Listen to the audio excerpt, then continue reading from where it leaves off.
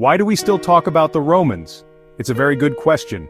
After all, their empire fell apart centuries ago, their gods are no longer worshipped, and their famous legions have long since marched into the pages of history. Yet, when you walk through the streets of London, Paris, or even further afield, you are walking on ground that was once shaped by Roman hands. Their influence is everywhere, often hidden in plain sight. It's in the languages we speak, the laws we follow, the very idea of what a Western city should look like. The Romans weren't just conquerors, they were master builders, engineers. Every great story has a beginning, and Rome's is shrouded in myth and legend. The most famous tale, immortalized by the poet Virgil, tells of two twin brothers, Romulus and Remus. They were said to have been abandoned as infants, suckled by a she-wolf. When they grew up, they decided to found a city on the banks of the Tiber River. A fierce argument ended in tragedy, with Romulus killing his brother and naming the city Rome. While almost certainly a myth, it tells us how Romans saw themselves, destined for greatness. The reality, as archaeologists have uncovered, is more mundane, but no less interesting. Around the 8th century BC, the area that would become Rome was a collection of small hilltop villages. These early settlers were Latins, a simple farming people. The hills were easy to defend, and the Tiber River provided a vital connection to the sea. For centuries, Rome was one of many city-states, often overshadowed by neighbors, like the Etruscans to the north and the Greeks in the south. These early Romans were tough, pragmatic, and fiercely independent. In 509 BC, they overthrew Tarquin the Proud and established a republic. Power was shared among elected officials and a senate. What was it like to live in the Roman Empire? For a Roman citizen, daily life could be a vibrant, noisy, and crowded affair, especially in the capital. The heart of Roman life was the Forum, a sprawling public square. Business, politics, socializing.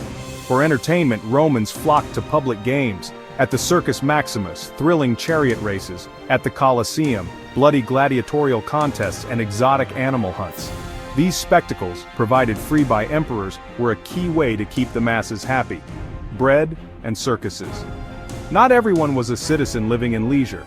The Roman world was built on the backs of a vast population of slaves, who worked farms, mines, and within wealthy households.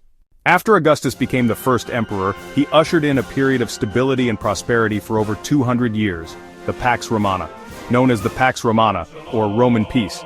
This wasn't absolute peace. Frontier wars persisted, but trade flourished like never before. Grain from Egypt, wine from Gaul, silk from China, spices from India, and wild animals from Africa. A common currency, safe sea lanes, and the magnificent Roman road system made exchange possible. This prosperity funded grand projects and public services. The secret to managing so much was pragmatic governance. Rather than imposing their culture, Romans allowed local customs to continue, so long as peoples paid taxes and acknowledged Roman authority. This encouraged local elites to cooperate, leading to Romanization. By the 3rd century AD, the cracks in the Roman Empire were beginning to show. The crisis of the 3rd century was a perfect storm of military turmoil, political turmoil, and economic turmoil. Simultaneous invasions battered the empire from many directions. Germanic tribes in the north and the Sasanian Empire in the east. Internally, barracks emperors, generals proclaimed by their troops, led to constant civil war and political chaos. The economy was in shambles. Rampant inflation devalued the currency. Trade faltered and towns emptied. Rome seemed on the verge of collapse. In response, Emperor Diocletian made a radical decision in 286 AD.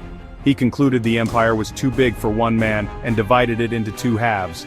He appointed Maximian to rule the west and created the Tetrarchy, a practical system with junior emperors to create succession.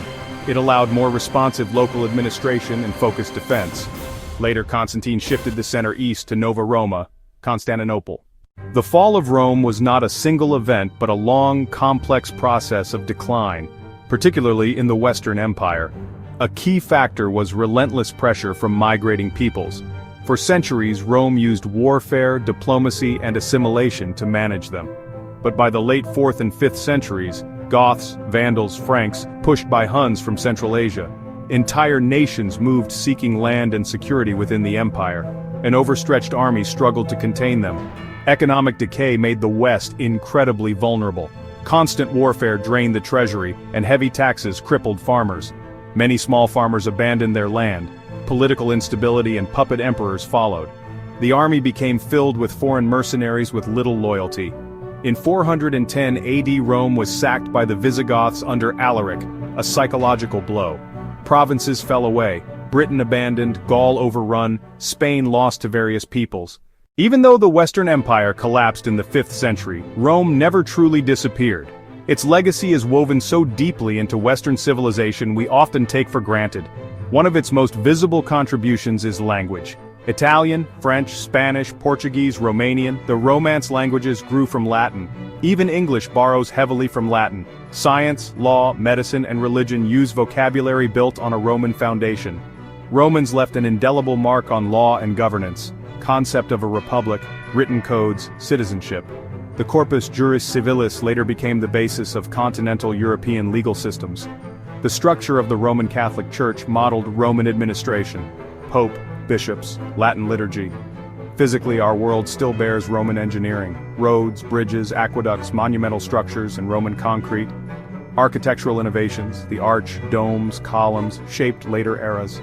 Revived in the Renaissance and echoed in neoclassical government buildings worldwide.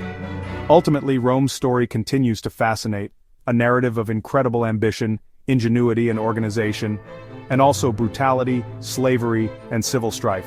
The rise and fall of Rome is a timeless cautionary tale about the fragility of power. Its shadow looms large not as a dead civilization but as a living presence shaping our world.